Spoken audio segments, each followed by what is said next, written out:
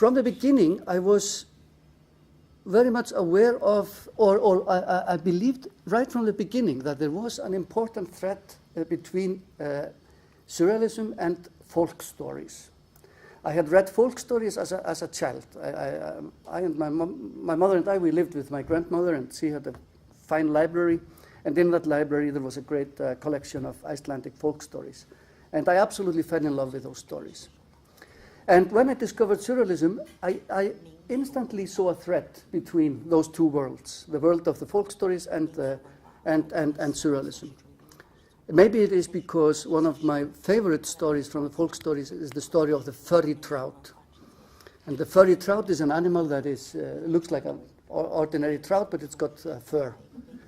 And when you're netting trout, it's always a possibility that one or two furry trouts get trapped in the net along with other ones. And you have to be very careful because the furry trout is dangerous to males.